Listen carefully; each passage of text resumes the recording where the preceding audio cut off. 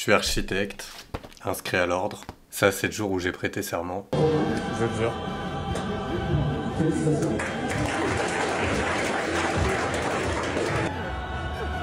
Début 2023, je m'associe avec un ami pour créer notre propre agence d'architecture. Allez, à plus. Comment le mec a répondu rapidement? Ça devrait le faire. On a commencé par faire de la sous-traitance pour les agences et là, on se retrouve en plein début de la crise immobilière. Les agences n'ont plus de travail, du coup on est les tout premiers touchés et on n'a plus du tout de sous sur les comptes.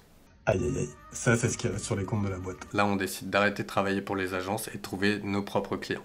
À ce moment-là, vu qu'on démarre sans contact, on se retrouve vraiment en galère.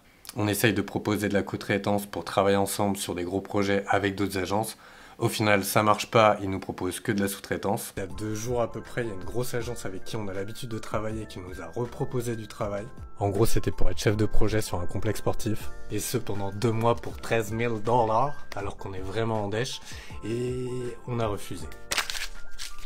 À ce moment-là, on décide de revenir sur des plus petits projets d'extension et de surélévation de maisons pour des particuliers. On fait les cartes de visite.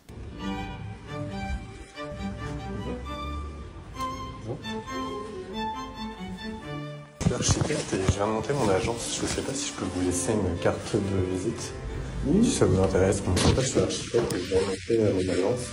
Et je voulais savoir si je peux juste vous laisser une carte de visite. Oui, bien sûr. Ça marche pas.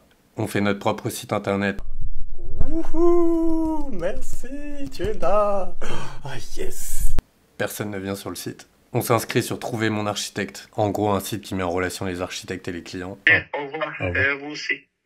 Alors, là, je viens d'apprendre un truc, c'est que Trouver mon architecte, ils envoient la demande à plusieurs architectes. What?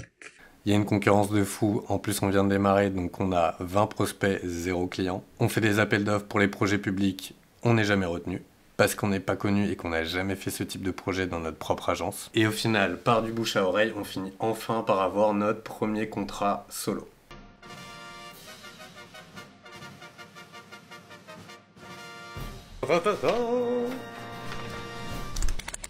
Ça y est, premier contrat signé. Puis de fil en aiguille, on commence à avoir d'autres petits projets. Et à ce moment-là, je me dis, j'aurais bien aimé avoir une partie formation à l'école qui nous permette d'apprendre à gérer les clients, gérer les contrats, ou au moins des gens qui partagent leur expérience de création d'agence. À ce moment-là, je décide de partager notre expérience sur TikTok. Ça marche pas trop mal, mais les gens ils sont plus en demande de tutos ou d'astuces d'architectes. Alors certes, du coup, ça a pas trop mal fonctionné, mais on s'éloigne un petit peu de ce que ça devait être au début, c'est-à-dire architecte expose ou architecte exposé. Parce que le but, c'était vraiment d'avoir l'envers du décor, parce que c'est un milieu quand même assez fermé, et j'aurais bien aimé en commençant avoir une chaîne qui parlait vraiment de, en gros, comment ça se passe dans les coulisses. Du coup, on va se reconcentrer là-dessus. Je sais pas quel format vont prendre ces vidéos, ni à quelle fréquence je vais poster. Mais le but, c'est de vraiment montrer les réussites, mais surtout les échecs et comment on arrive à créer cette agence, ou en tout cas à la faire évoluer. Alors certes, c'est plus le tout début de l'agence, mais on n'a pas de bureau, on n'a pas de salariés. Et en plus, bientôt, on va s'associer à une 3e personne avec qui on travaille déjà pas mal en co-traitance. Et surtout, on essaie de se structurer un peu mieux comme une vraie agence, parce que pour l'instant, c'est un petit peu le bordel. Aujourd'hui, Corentin, mon associé, il est à Chambéry et il s'occupe plus de gros projets de logement collectif, d'école avec une grande agence de Lyon en co-traitance. Et moi et Malik, avec qui on va s'associer, on s'occupe plus des projets particuliers, c'est-à-dire les petites extensions et les surélévations sur Paris et en Île-de-France. En tout, à nous 3, on doit avoir une 10aine de projets, mais là on arrive sur la fin sur pas mal de projets et du coup on va devoir en rechercher d'autres. On va refaire de la prospection pour trouver des nouveaux clients, donc je pense que c'est le moment idéal pour tout partager et je pense que ça va être super intéressant. Du coup je vous dis à demain, ou peut-être pas d'ailleurs.